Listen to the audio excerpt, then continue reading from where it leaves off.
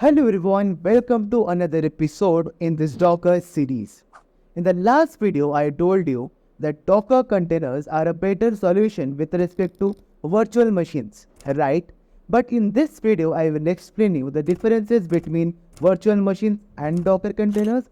Then I will tell you what exactly a Docker container has in it, and at the end, just for you, I will explain what does a Docker engine do, because without Docker engine there would be no point in having Docker containers. So if you are curious, stick till the end. So firstly, when I heard of virtual machines, I got a bit confused and I thought it to be the same as virtual environments that I was playing around when I was using Python, because every time I was running a particular Python application, I was creating a virtual environment in which I would be initializing a particular module with a particular version.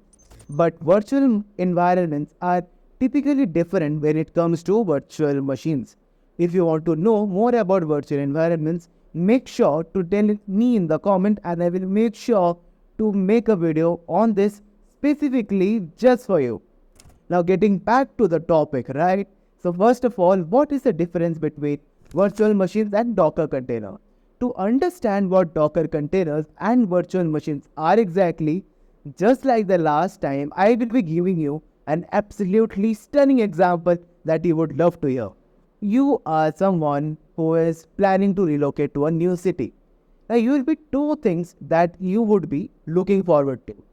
The first thing would be looking for a house, and the second thing would be package or a courier company who would take all your household items and transport that to your new house.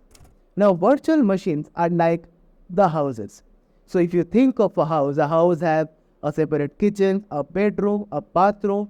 Along with it, it is placed on a ground. It has water supply, it has electricity, and a hell lot of things. So that makes it a bit heavier configuration. Now, if you compare that with a bit of technological ideologies, so virtual machines generally have their own operating system, their dedicated storage, and dedicated CPU with which they run.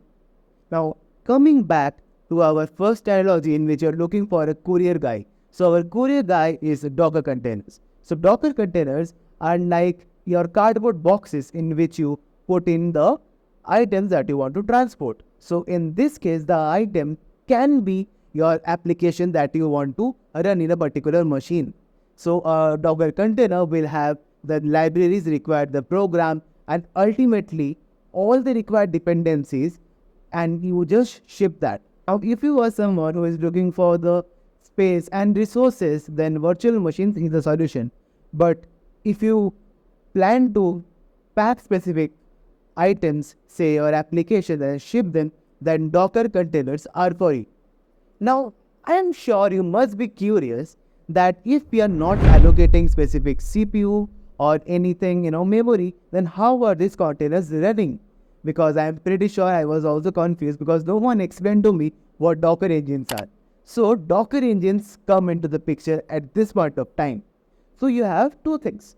First of all, you have your own system where you are watching the video most probably, or you code generally, or secondly, you have the Docker engine. So the host engine is where you install the Docker, and Docker engine handles the container. So it acts like a entry point. Now, I am sure you have understood the differences between virtual machines and Docker container. And just to keep in our mind, as I mentioned, Docker containers are lightweighted, so you can easily transport them, meaning it is easy to ship and it is more portable with respect to virtual machines. And secondly, Docker containers are versioned. I will be talking more about this later in the videos, but just keep in your mind, it is easier to roll back from a particular version or move forward with Docker containers